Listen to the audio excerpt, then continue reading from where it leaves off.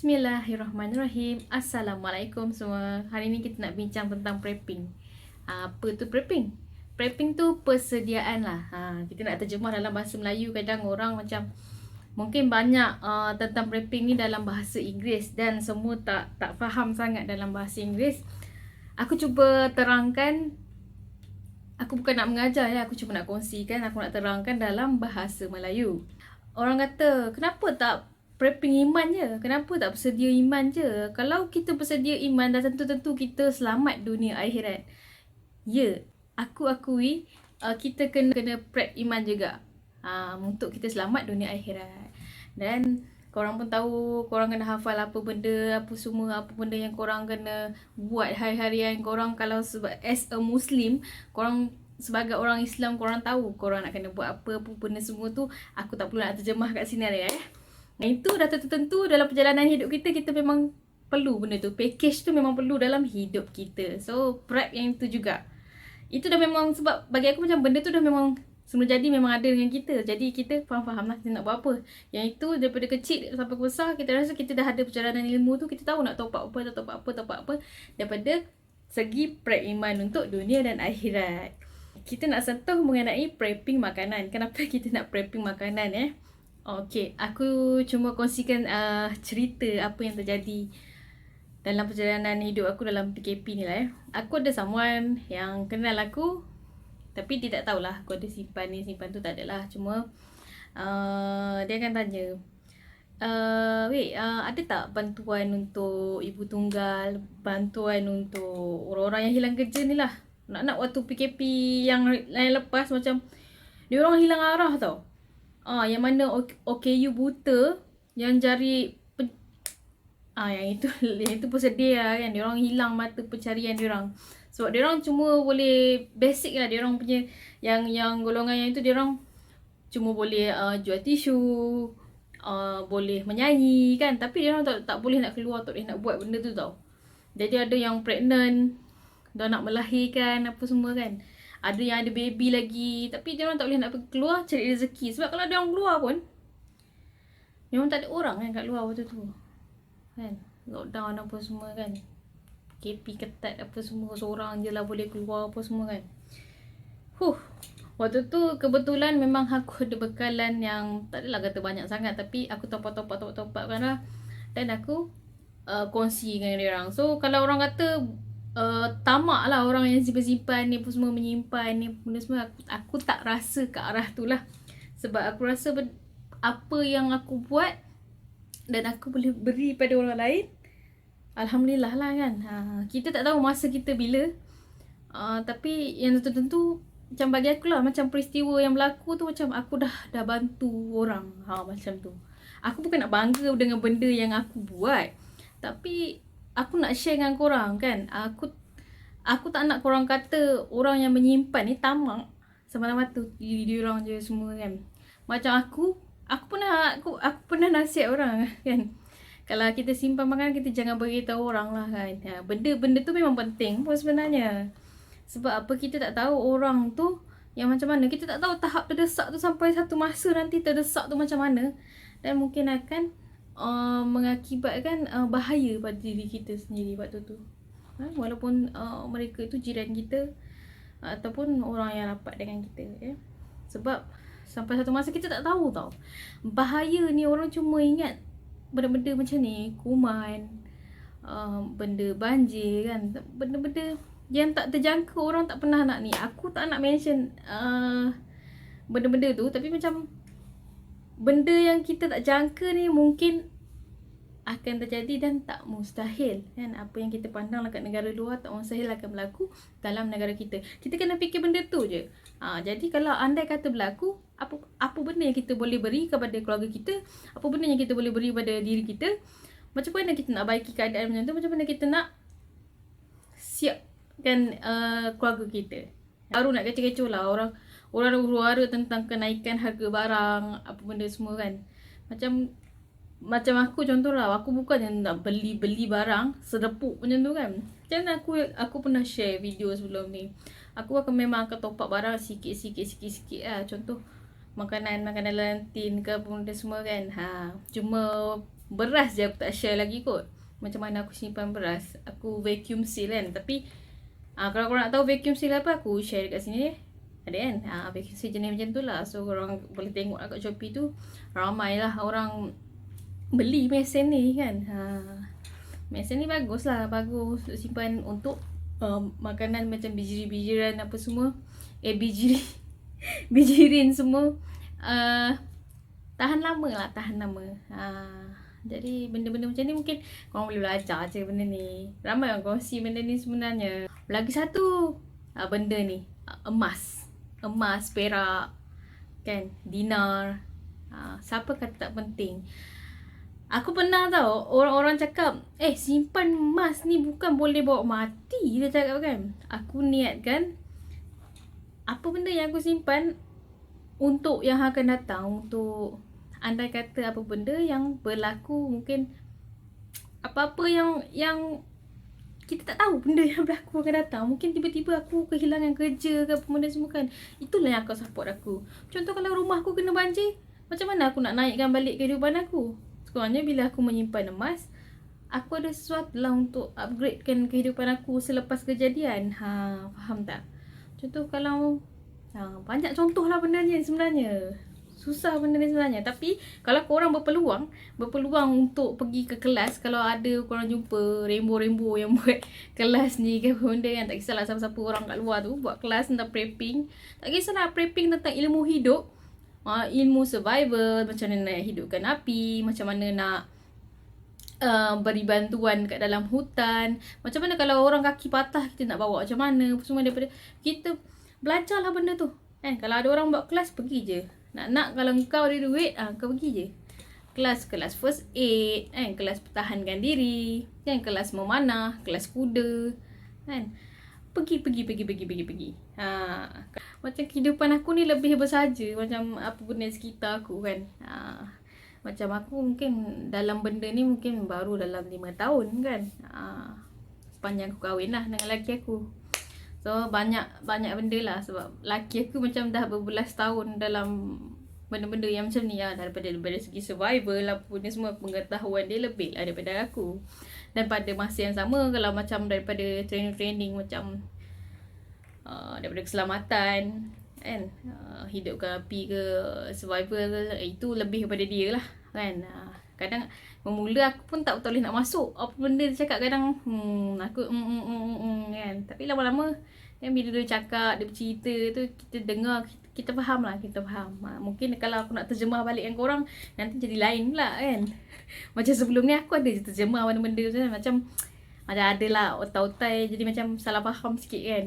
Mungkin bagi orang yang lebih expert lah benda ni, dia punya bahasa lain sikit, cara dia mengajar tu lain sikit.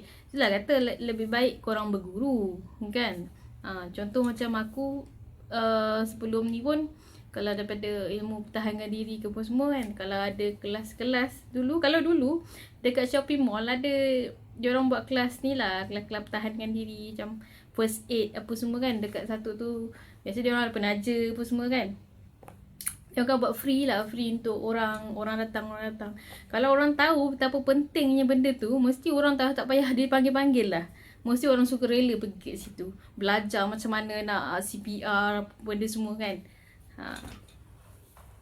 So itulah ilmu. Alatan menjahit, alatan memancing, alat berkebun, alat pisau nak sembelih binatang ke apa kan. Macam ni aku seorang kampung, aku duduk kat bandar tapi aku pun ada kampung, aku pun ada kebun, aku pun ada macam tanah yang tak diteroka lagi. Jadi macam benda-benda macam ni lah kan. Ni salah satu prepping juga ni. Macam mana, ke mana hala tuju kita. Kalau tempat ni kita dah bermasalah, ke mana kita nak pergi. Itu pun salah satu persediaan yang kita kena buat. Jadi korang pun kena fikirlah, kalau apa-apa macam ni, macam mana aku nak pergi. Dia berpakat dengan adik-beradik ke apa benda, cerita tentang ni lah. Kalau andai kata macam ni, korang stay je kat situ, nanti kita orang akan pergi ke sana ke apa. Bahasa ni macam tinggi sikit lah, susah kot korang nak faham Jangan cakap, cuma bersedia lah. Cuma aku dah cakap bersedia je lah kan. Macam sekarang macam orang susah tau. Macam anak dia orang tak ajar macam mana nak ke dapur. Anak main tanah sikit pun tak boleh kan. Contoh mungkin korang boleh start dekat rumah macam mana kan. Ajar anak menanam kan? Menanam cili ke menanam sayur kat rumah kan. Korang pun kalau tak pernah belajar, tak pernah tahu, bolehlah belajar benda tu kan. Itu ilmu hidup. Kita tak tahu apa yang akan jadi akan datang. Mungkin kalau kita tak ada, macam mana anak kita nak teruskan hidup. Sebab tu kita kena ajar anak kita benda-benda susah lah kan. Ajaklah anak pergi camping ke apa semua kan. Survival. Kalau tak biasa nak tidur kat dalam hutan, tak biasa, tak selesa tidur kat kemah ke apa kan, try pergi piknik dulu kan, dalam suasana hutan apa semua kan. Ada je banyak campsite yang sediakan alatan memanah, ataupun ada orang ada yang buat kelas ke, buat kelas ilmu pertahankan diri ke apa semua ke, macam mana nak berada dalam air ke. Korang boleh pergi tau benda-benda tu. Try lah cari. Korang try tanya dekat grup-grup camping ke kan, dekat Facebook tu ke kan. Ada tak campsite yang buat yang sambil-sambil tu mengajar, ada mengajar ilmu tentang macam mana nak berada dalam air kan. Itu pun salah satu ilmu penting juga dalam hidup. Kalau dapat belajar ilmu untuk macam mana nak hidupkan api kan. Macam mana hidup api, guna tali guna kayu ke, guna fire starter yang macam mana ke kan, guna buah kelapa sawit ke, macam mana ni, apa benda yang kita nak kena simpan kan. Itu lebih baik kalau berguru untuk orang yang blur-blur dan macam tak tahu arah tuju mana nak pergi kan. Lagi satu macam survival daripada tempat memasak lah kat rumah kan. Macam aku sekarang ni guna dapur elektrik kat rumah, tapi pada yang sama aku ada beberapa jenis dapur yang lain, daripada besar yang dengan yang kecil. Jadi so daripada guna gas kecil tu kan, bagi aku macam benda tu lah selamat. Macam tu lah, tempulang pada korang nak simpan yang macam mana.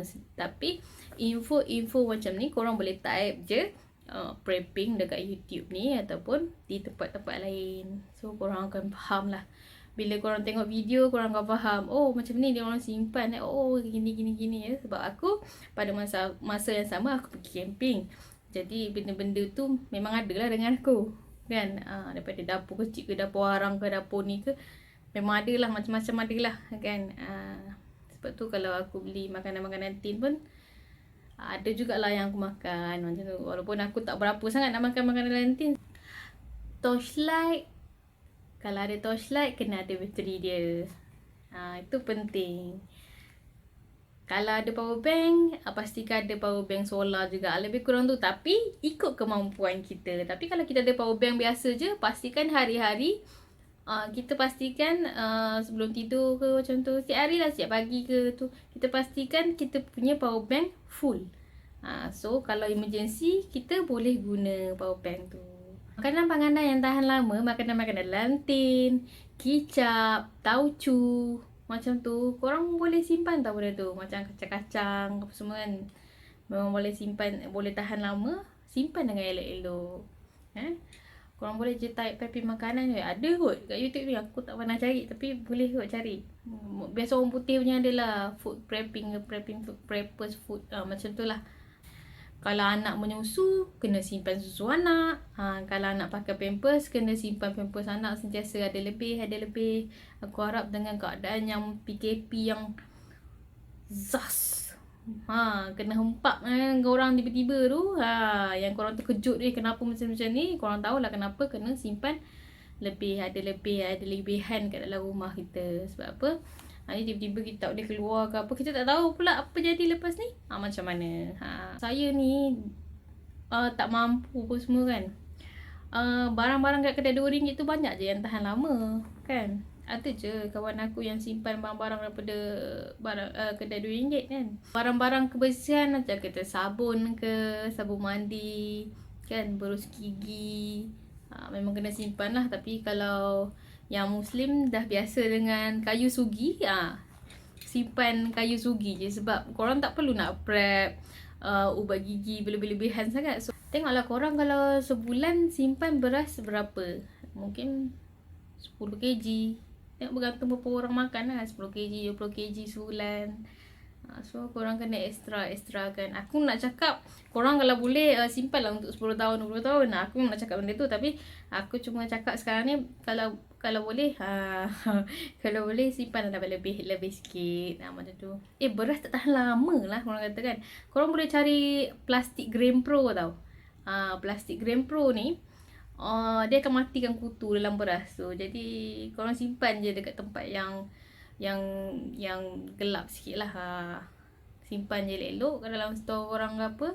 Masukkan beras dalam plastik tu. Korang tak payah packing kecil-kecil dah. So nanti senang untuk korang guna ke masa hadapan lah.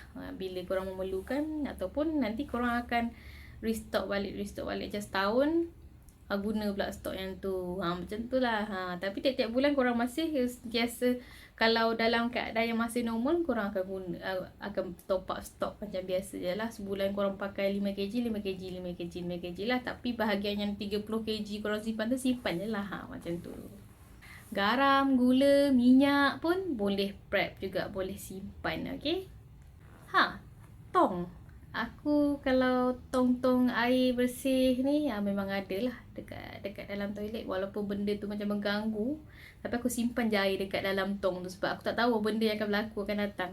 Jadi aku memang simpan tu. So lagi satu cara aku simpan air, aku takut kalau tak ada air tiba-tiba aku nak berak, nak kencing susah. So aku memang akan simpan botol mineral yang dah guna tu kan.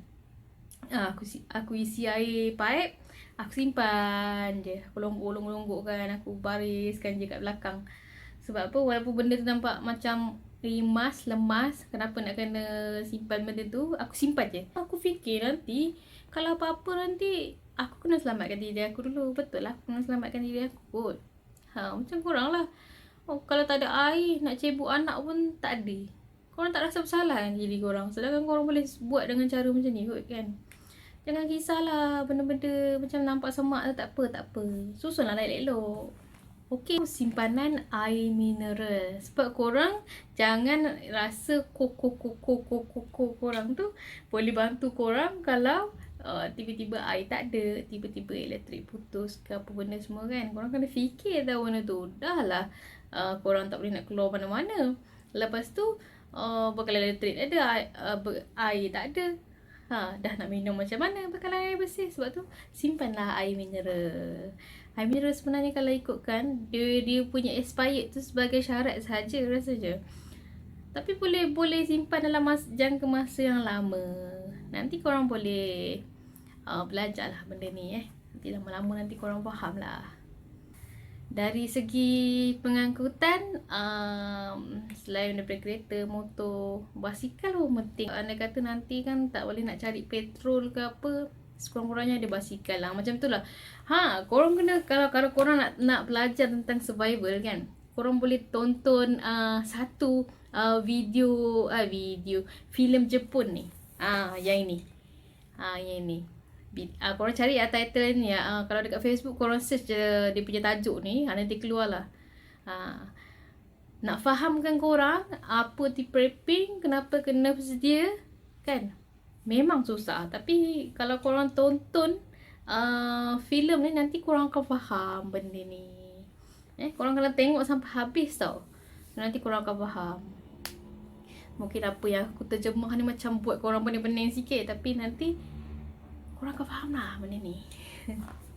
Ini saja perkongsian aku untuk kali ni. Nanti korang tengoklah filem tu, nanti korang akan faham lah. Terima kasih penonton. Jangan lupa share, like dan subscribe. Bye bye.